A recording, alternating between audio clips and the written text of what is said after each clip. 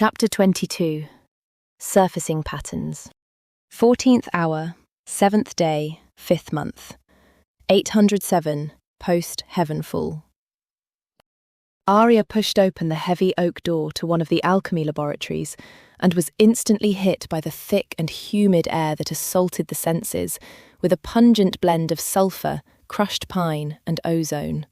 Chin was standing over a slate-topped workbench, with their face illuminated by the sickly green glow of a simmering crucible. With surgical precision, the druid used a pair of iron tweezers to drop a single, dried beetle husk into the boiling liquid. "You're late," Chin said, without looking up, as silver smoke wafted up past his head. "Sorry, Sentinel Valeria's class went on longer than it usually does. We were practicing with quick 15-second alibis," Ariya replied, as she gently closed the door behind her. "You wrote that the items are all ready?" "Yes." Chin set the tweezers down and pulled a padded wooden tray from beneath the workbench. Resting on the velvet lining were 3 items. 2 matte black, rubbery spheres about the size of a plum, and a small, corked glass vial filled with an amber, oily liquid. Suspended within the vial were dozens of hair-like strands of bright green fibres. As asked, 2 smoke bombs and something to snare the feet. The smoke bombs look like what I've practiced with before, but how does the vial work? "Break the glass or pour the contents out," Chin explained, and tapped the glass to make the fibres twitch. The moment the stranglevines taste the carbon dioxide of the air, it undergoes rapid growth in seconds to create a wall of thorns and thick vines. Try not to get any on your shoes, unless you want to be anchored to the floor. "I'll try to be careful." "Sure," Chin replied, with their eyes narrowing in some doubt. "I'm not the one who confused drinking a healing potion with a shrinking one." "In fairness," Ariya retorted, as memories flashed of the day she lost a few feet in height, "both of those potions were red and in the same bag. Reading is a fundamental skill too. Anyways, coin?" The elf pulled the gold from her purse, relieved the connection to Argent Holdings' accounts remained strong. The druid pocketed the money and returned to their work. Integrating primal spellcraft with volatile alchemy was a good exercise for the upcoming finals. Nevertheless, I will say good luck to whatever it is you're planning. If you're going to use these for an escape, I hope your legs can carry you away swiftly. The late afternoon sky echoed with a short song that was slow and melancholy, yet uplifting and very familiar to every citizen. As the bells of the Ovyliax's tallest towers marked the turn of the 16th hour, the melody was mirrored by the many temples and churches, signifying their steadfast unity under the celestial founders. For Ariya and Zarin, who waited at the base of Sunglory Keep, the hourly tune was not only heard, but physically felt. As the heart of the city, the keep's magnificent presence was as everlasting as the sky with its 4 spires visible from any direction for dozens of miles. Its white stonework caught the sun's glare like a luminous beacon, and its facade was intricately bold with numerous stained glass windows, curving arches, and wing-shaped buttresses that arced ever higher. As embellished as the architecture was, there was nothing fragile about Sunglory Keep. Its structure was fortified, thick and sheer to repel all manner of siege, whether it be physical in nature or spellcraft. However, what made it impenetrable was a remarkable feature that was barely perceivable during the day. When night fell, the quaternity halos became visible and illuminated the city like eternal moonlight. They were a set of 4 arcane rings that floated high above in the air and surrounded the top of each spire. From the ground, the halos were simply shimmering bands of radiance and a beautiful marvel to behold. Yet if one were to stand closer to inspect it, they would see that each one was a weave of celestial sigils that flowed and danced like fish to generate wards to protect the city from the worst of calamities. Meanwhile, The ground level was bustling with activity, as government officials of both the Algarthan Commandery and the Greater Hegemony shared walkways with religious pilgrims and curious sightseers. Ariya had been meaning to tour the interior of Sunglory Keep under more relaxing conditions since she arrived. Unfortunately, circumstances had brought her here on business instead. Nevertheless, she would be ecstatic to simply roam the halls and admire the building's design and history. Besides being the administrative heart of the entire nation, it was also conveniently close to the academy to be within walking distance. When the song finally ended, Ariya removed the hands pressing down on her pointed ears to muffle the bells. "That doesn't bother you?" she asked Zarin, with brows curved incredulously. Her colleague shrugged. "My hearing isn't as sharp as it used to be after all the gunfire." The two of them sat outside among metal tables and chairs belonging to an outdoor service cafe. In front of Ariya was a mostly empty cappuccino cup, while Zarin had some black tea to complement a plate that once held a chocolate-filled croissant.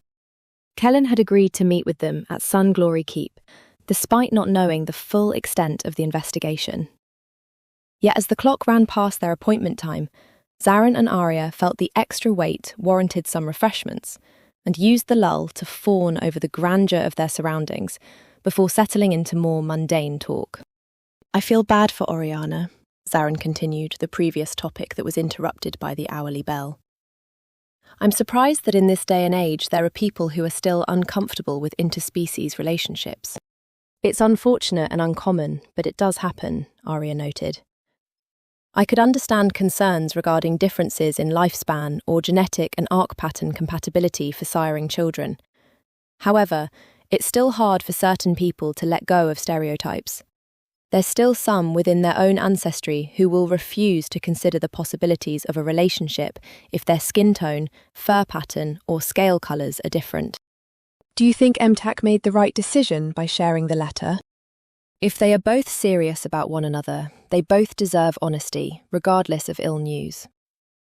MTAC's family may not approve, but ultimately it's him that Oriana is choosing. Hopefully, time will assuage any misgivings they have at first, and they'll grow to accept her. I've heard people having to choose between their partner and their family. It might come down to that. If it does, it's up to both of them to choose what they believe would make them the happiest. I think they'll be fine. Like you said, these forms of objections are few and far between." Ariya gestured with a nod to a direction, and Zarin followed her stare. Off in the distance of the crowd was a senior couple, a dwarf and human. Despite the dwarf's shorter stature, they had no issue pushing their partner's wheelchair, while they both gazed and pointed happily at the sights. The scene caused a memory to flash in Ariya's mind, and replay a moment of a life before her awakening. She remembered how her hands had pushed the handles of another's wheelchair, and the final days of her beloved.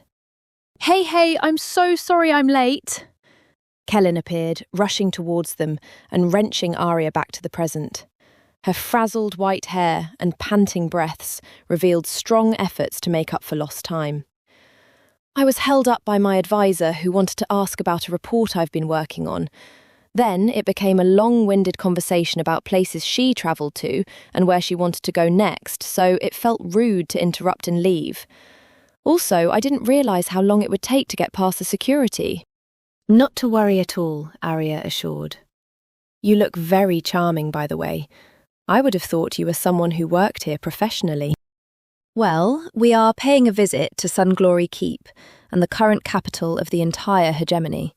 How could I not present myself more finely?" Kellen curtsied playfully. "You also look lovely, as usual." Kellen's ensemble included a soft white blouse, tucked crisply into a burgundy skirt and secured by a fitted tan vest.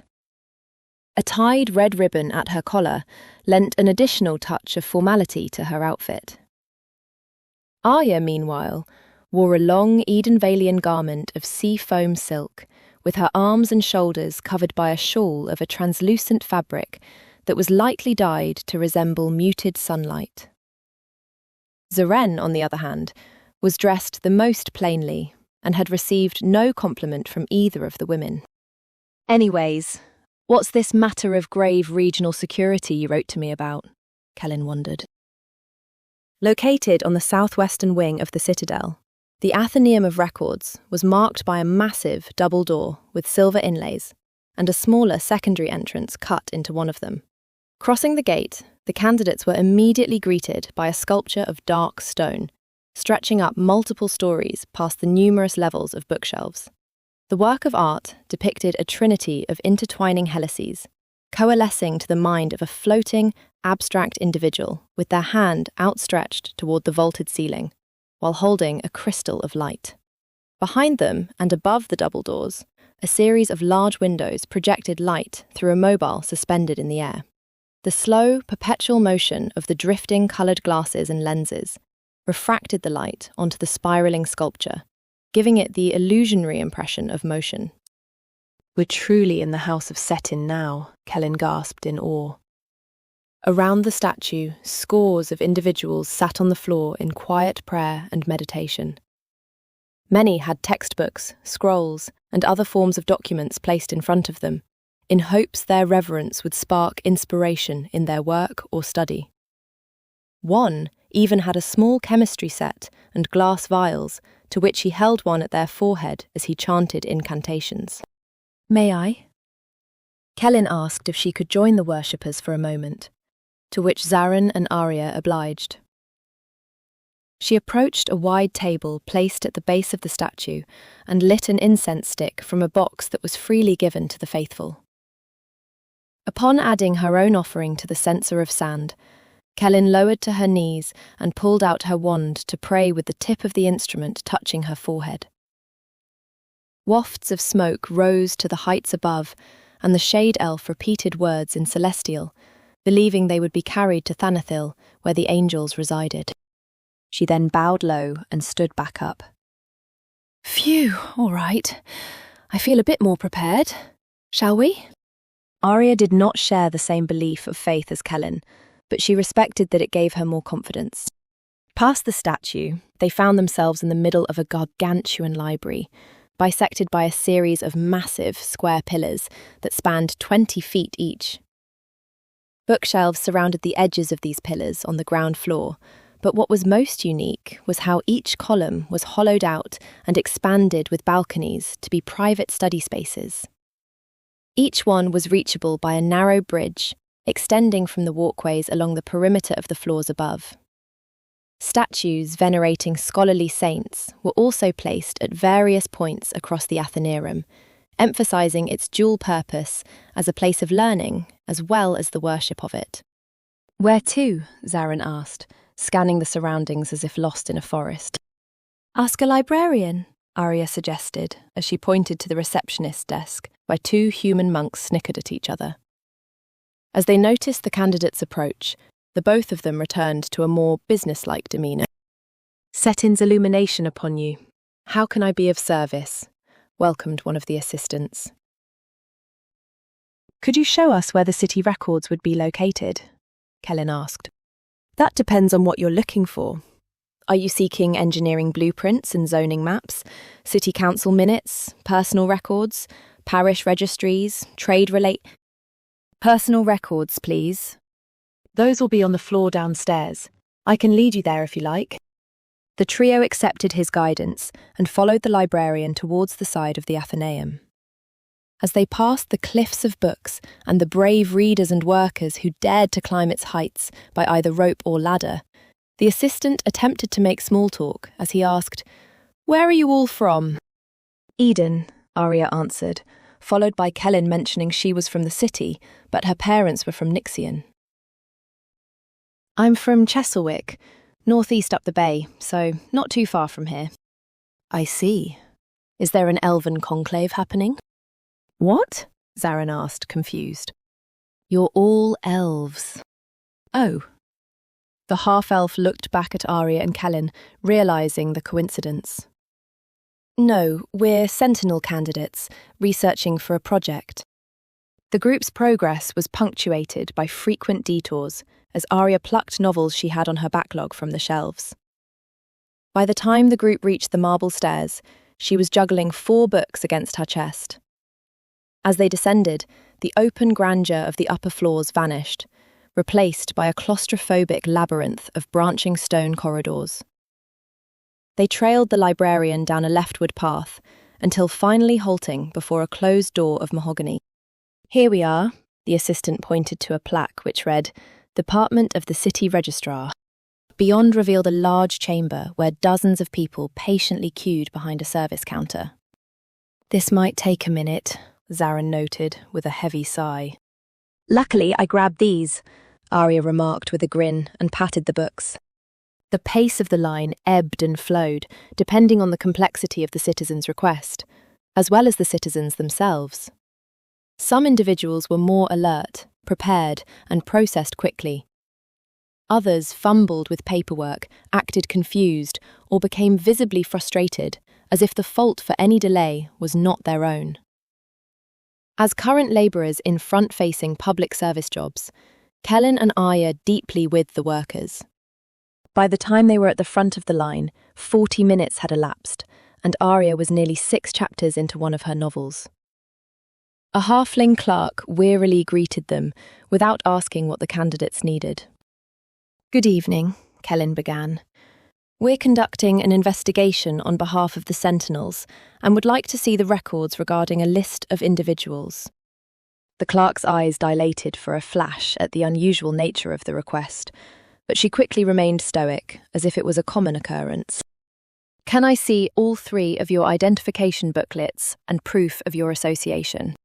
The candidates surrendered their papers, and Ariya retrieved a folded writ that was signed by Sentinel Valeria, also hidden in the bestiary. The clerk examined the records closely with her monocle, as if inspecting a gemstone, and then instructed them to wait before disappearing through a door. Ariya's heart and breathing suddenly raced, as thoughts of further inquiry by officials would eventually lead to discovery by Sentinel Raza.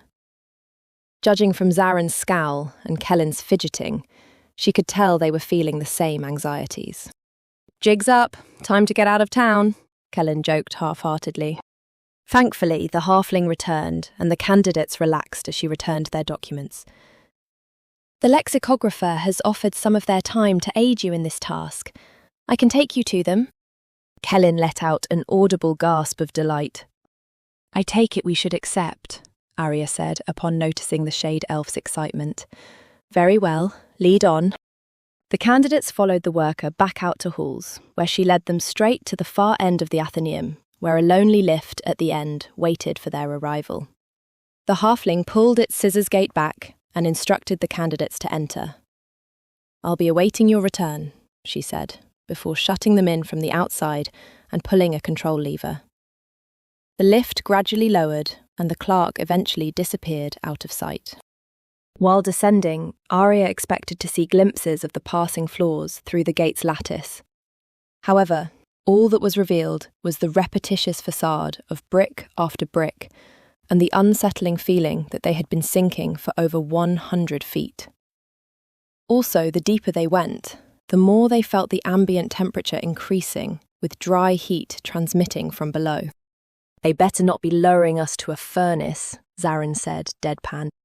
Suddenly, a horizontal beam of bright and blinding light shone through the bottom of the scissor gate and grew vertically in length until flooding the entire interior of the lift with its radiance.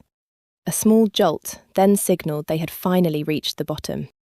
"Ah, that's far too bright," Kellen complained, wincing her eyes as she dug around her handbag for a pair of tinted goggles. "Good thing I held on to these from shop class." When their eyes adjusted, the candidates were surprised and confused to see the lift had brought them outside. Rather than the interior walls and floors of the Athenaeum, before them was a savanna of tall golden grass gently bending to the breeze and lazily brushing a bright and pale blue sky above. Scattered green trees offered a bit of shade from the sun high above, with one of them standing guard along a curving trail of sun-bleached sand beginning at their feet. "Is this Cockheim?" Zarin asked, wondering if they had been transported to the southernmost commandery of the Hegemony. "No, I'm pretty sure this is all an illusion," Kellen corrected, as she bravely stepped onto the path. Ariya silently concurred with Kellen's assessment, as she could feel the charge of arc in the air subtly lifting the hairs on their skin like static. Every detail was lifelike, with great attention down to the buzzing insects and the plant life they foraged on.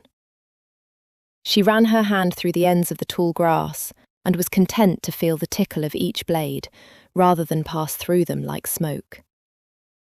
When Ariya looked back, she saw no structure or wall connecting to the entryway of the lift. It simply stood by itself, as if it was a rectangular hole in reality. As the candidates followed the curving trail, they saw that it ran parallel to a shallow stream that deposited into a pond not too far in the distance. Where the two bodies of water joined was a feline creature lying on its stomach and staring at the steady current. The sight of a large cat gave them reason enough to pause, but even more peculiar were the feathered wings tucked behind its back and a headdress of striped cloth obscuring the back of its head. "Is that a sphinx?" Kellen yelped. The creature angled its pointed ears towards them, but the rest of its body remained motionless. It was only when the three cautiously approached that its head swiveled to face them, and the humanoid visage of an elderly man with a well-groomed beard of grey revealed itself. "You may approach," the Sphinx spoke, slowly blinking its eyes as if to signal its non-threatening nature. The candidates stepped forward respectfully, as if in the presence of a king. "Do not stare at their eyes for too long," Kellen whispered. "If you must look at him, slow blink to break your gaze." "Isn't that what you do with cats?" Ariya questioned the warning. "I heard it works on sphinxes too," Kellen answered, with a hint of uncertainty. When they stood within a few feet of the creature, Ariya saw the stream was not only composed of water, but thousands of words, letters, numbers, formulae and equations glimmering and refracting off the light of the false sun above. It reminded her of home, to which her city used waterways and fountains to communicate long distances just by dipping their fingers in. "Ariya Malanti, Lunar Elf, 82 years old," the Sphinx spoke as if reading from a note card. "Born in Eden of Edenvalia, citizen of Ovyliax as of the 18th of the 1st month and 807th year of post-heavenfall. Primary occupation, Sentinel candidate." It then turned to Zarin and Kellen. "Zarin Vigile, half-human, half-sylvan elf, 24 years old, born in Falori of Doli, citizen of Ovyliax as of the 21st of the 10th month and 805th year of post-heavenfall. Primary occupation, Sentinel candidate. Kellen Quo, Shade Elf, 22 years old, born in Jarkale Hold of Nixian, citizen of Ovyliax as of the 18th of the 9th month and 789th year of post-heavenfall. Primary occupation, Sentinel candidate. The Sphinx arched its behind in a stretch and then sat up on its haunches. "You may call me Azithro. What query have you brought?" "Honourable Azithro," Kellen said, graciously, with a low bow. "We have need of assistance in finding commonality between these 29 individuals. They all perished at the hands of the Night Mother on the 5th day of this month." She slowly approached the feline, with the list held forward with her arms outstretched, as if it were an offering. Azithro glanced at it with its golden cat-like eyes for a short moment and tersely said, "Follow." He stood up and walked towards the pond, while the group also remained close behind. As they moved around the body of water, the sun began to set at a rapid pace, descending into the horizon with each step forward. The scene soon transitioned to a beautiful night sky, with twinkling stars and constellations of the galaxy, with a blanket of violent nebulae intertwining and enveloping them. Under the darkened environment, the letters and symbols in the pond became clearly visible as they danced and swam as if forms of marine life.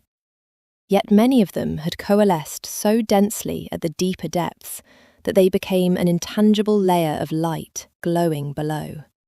When the Sphinx reached the top of a flat boulder, it slowly moved around in a tight circle before lying down on its side to lounge.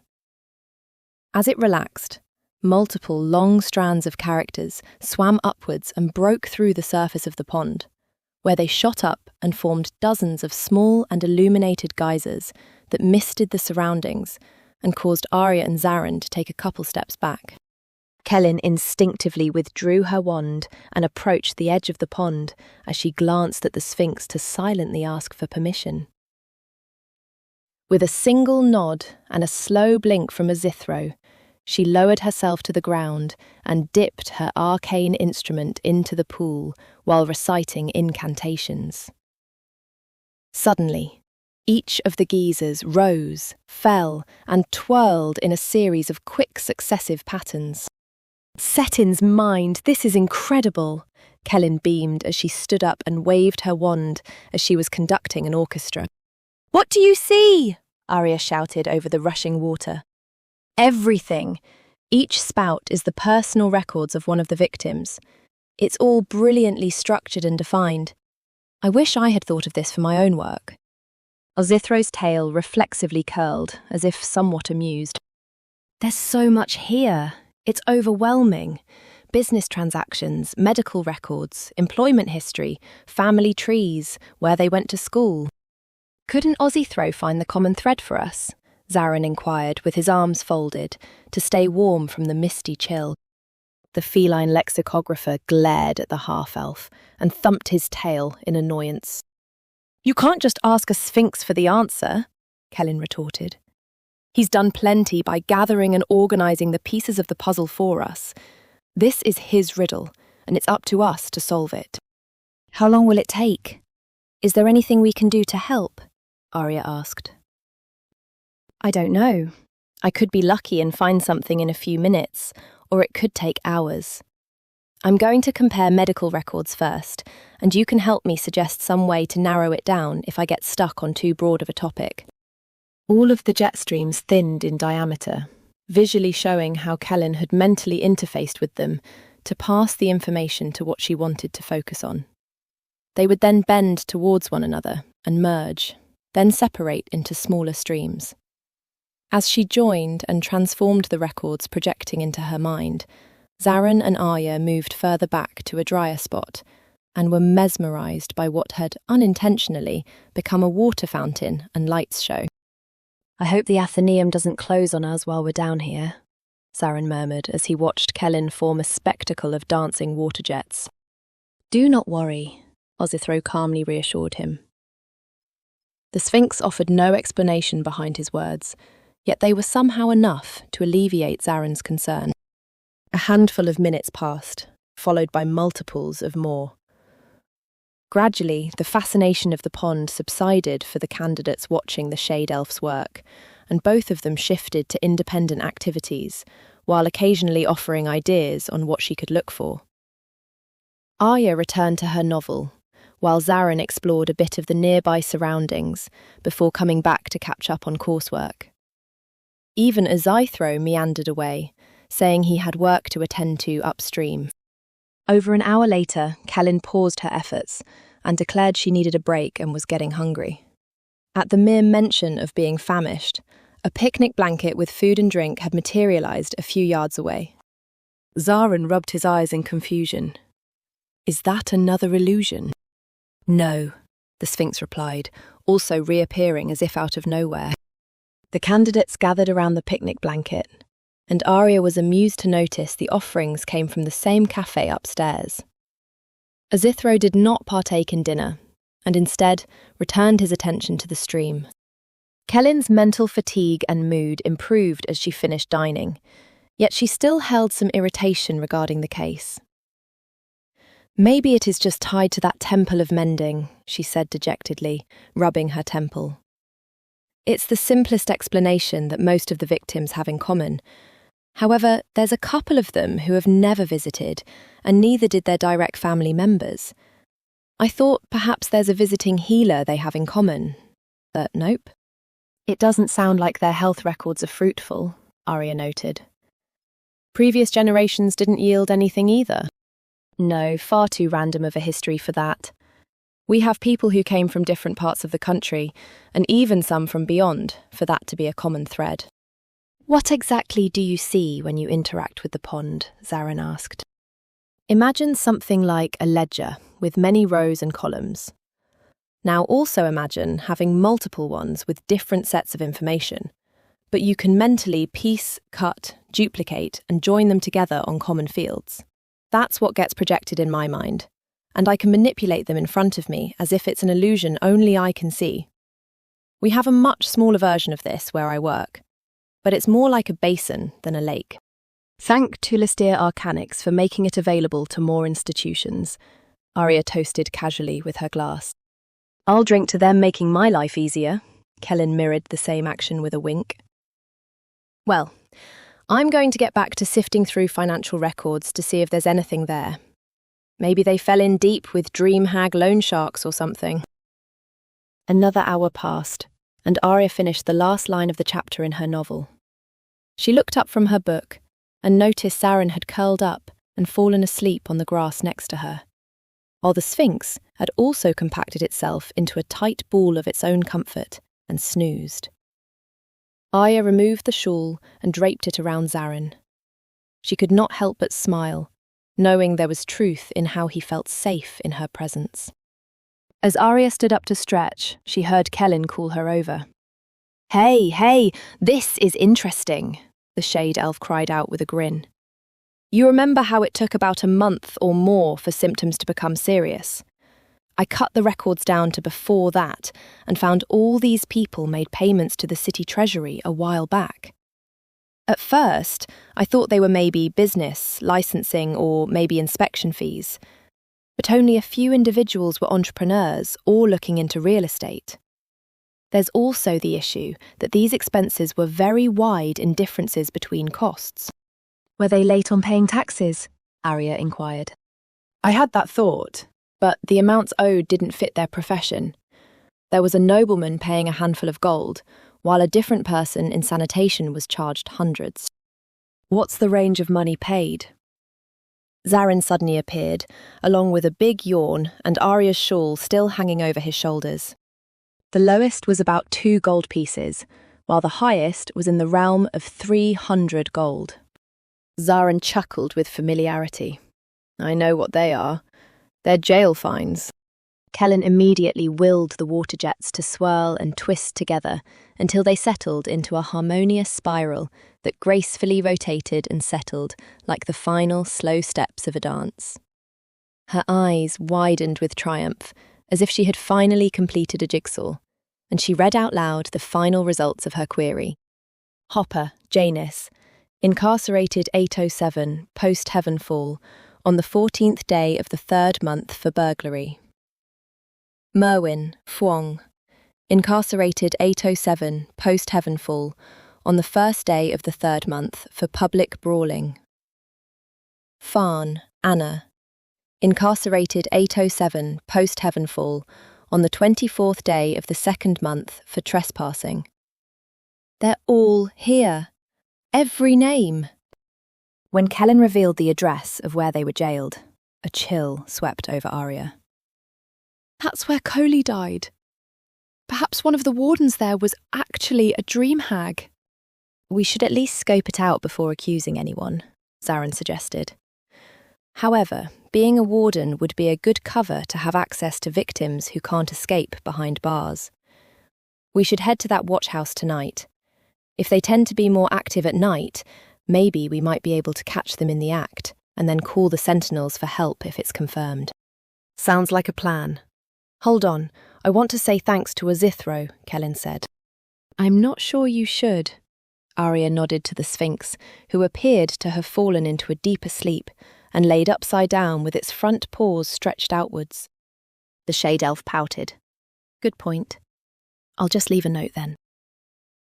The 3 candidates rode the lift back upstairs and were surprised to see the halfling clerk had remained in the very same spot. Were you waiting for us the whole time? Ariya asked as the scissor gate opened. I did, he answered. It was not a very long wait. Were you ordered to? We were down there for hours. The halfling smiled coyly. Were you? He asked, rhetorically, before gesturing to follow him. Ariya pulled out a pocket watch and was amused to see only a few minutes had passed.